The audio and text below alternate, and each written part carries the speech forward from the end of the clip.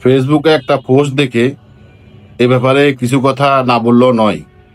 কারণ এখানে 2008 থেকে 2014 সাল পর্যন্ত তখনকার হাতিয়ার রাজনৈতিক সিচুয়েশন এবং হাতিয়ার রাজনৈতিক ইতিহাসকে অনেকটা বিকৃত আকারে তুলে ধরছে এবং কিছু ভুল তথ্য সেখানে উপস্থাপন করা হয়েছে। আমি মূল কথাতে পরে আসতেছি, তার আগে আমি এই বিষয়ে কিছু ব্যাখ্যা দিচ্ছি, তারপর আমি মূল কথাতে আসবো।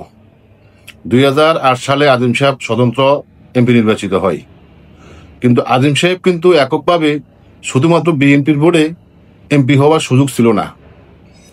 উনি অলি মিয়া, মউদ্দিন চেয়ারম্যান, সাইফুল হকুল সহ এই প্যানেলে সবাই ভোট করার কারণে আজিম সাহেব সেবার এমপি নির্বাচিত হয়। ফুল বিএনপি এবং অলি মিয়া, মউদ্দিন চেয়ারম্যান, সাইফুল হকুল সহ সবাই ভোট করার পরও আজিম সাহেব কিন্তু এমপি হইতে ঘাম বাইর হয়েছে। মাত্র 4,000 ভোটে আয়েশা ফেরদৌসকে হারিয়ে উনি এমপি নির্বাচিত হয়। তাহলে এরা বাদে কখনো আজিম সাহেবের জয়লাভ করার সুযোগ ছিল না। এখন ফেসবুকে যে প্রশ্নটা সেটা হলো 2008 সালে জাতীয় নির্বাচনের পরে 2009 সালে উপজেলা পরিষদ নির্বাচন হয় হাতিয়াতে। সে নির্বাচনে অধ্যাপক ওয়ালিউল্লাহ সাহেবকে সমর্থন দেয় আজিম সাহেব। এখানে প্রশ্ন করা হয়েছে যে আজিম সাহেব চাইলে অধ্যাপক ওয়ালিউল্লাহ সাহেবকে বাদ দিয়ে বিএনপির কাউকে সমর্থন দেওয়ার সুযোগ ছিল বা দিতে পারত না। আসলে সুযোগও ছিল না এবং দিতেও পারত না। তার কারণ ছিল 2008 সালের নির্বাচনে আওয়ামী লীগ ক্ষমতায় আসে। অলি মিয়া তখন রানিং আওয়ামী লীগের সভাপতি। ওদেরকে বাদ দিয়ে আজিম সাহেব হাতিয়া রাজনীতি করাটা কষ্টকর হয়ে যেত এবং ওদেরকে বাদ দিয়ে যদি আজিম সাহেব হাতিয়া রাজনীতি করতো, আজিম সাহেব রাজনীতি অনেকটা কোণঠাসা হয়ে যেত এবং বিএনপির যে নেতা কর্মীরা আজিম সাহেবের ভোট করছে তারা বিভিন্ন সমস্যায় পড়তো এবং তাদেরকে সেভ করার জন্য, তাদেরকে সেভ জন্য রাখার জন্য কিন্তু আজিম সাহেব বাধ্য হয়েছে অলি মিয়াদেরকে সমর্থন দেওয়ার জন্য। কারণ আজিম সাহেব তাদের সমর্থনে নিয়ে কিন্তু হাতিয়ার এমপি হয়েছে এবং তাদেরকে সমর্থন না দিয়ে আজিম সাহেব কোনো উপায় ছিল না। এবং তখন মোহাম্মদ আলী এন্ট্রিতে আজিম সাহেব এবং অলি মিয়ারা একটা জোটবদ্ধ রাজনীতি করছে। এবার আসেন 2011 সালে, এখানে ফেসবুকে প্রশ্ন করা হয়েছে 2011 সালে আজিম সাহেব চাইলে মউদ্দিন চেয়ারম্যান, আজাদ মিয়া, সুকসরের কামাল চেয়ারম্যান, ননসিরা বাবলু চেয়ারম্যান, জাহাজবাড়া সিরাজ চেয়ারম্যান এদেরকে বাদ দিয়ে বিএনপি কাউকে প্রার্থী দেওয়ার সুযোগ ছিল বা দিতে পারত, তাও সুযোগ ছিল না। সুযোগ ছিল না এই কারণে যে তখন আজিম সাহেবের সাথে হাতিয়াতে অলি মিয়া এবং মউদ্দিন চেয়ারম্যান সাইফুল হকুলদের সাথে একটা রাজনৈতিক জোট ছিল। সে জোটের কারণে হন্নি এবং সানন্দী ইউনিয়ন বাদে বাকি ইউনিয়নগুলোতে সমন্বয় করে তারা প্রার্থী দিচ্ছে। যেমন ধরেন, আপনি এখানে একটা ভুল তথ্য উপস্থাপন করা হয়েছে, জাহাজপাড়াতে সিরাজ চেয়ারম্যানকে কিন্তু আজিম সাহেব সমর্থন দেয় নাই। সিরাজ চেয়ারম্যান তখন মোহাম্মদ আলী সাহেবের বেল্টে রাজনীতি করছে এবং উনি 2008 সালে আয়েশা ফেরদৌসের কলস মার্কা ভোট করছে।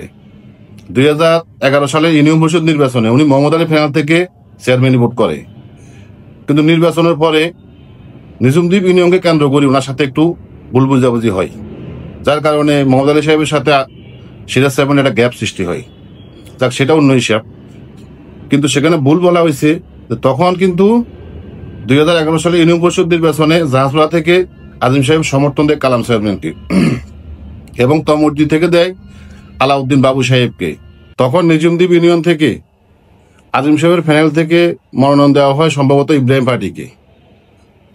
এখন আমার মূল প্রশ্নটা হলো এই জায়গায়, যারা এখন অতীতের এই বিষয়টা নিয়ে প্রশ্ন উঠাইছেন, তখন আপনারাই তো এই অলি মিয়া, মউদ্দিন চেয়ারম্যান, সাইফুল হকুলদের সাথে হাতে হাত রেখে কাঁধে কাঁধ মিলিয়ে আজিম সাহেবের ভোট করছেন।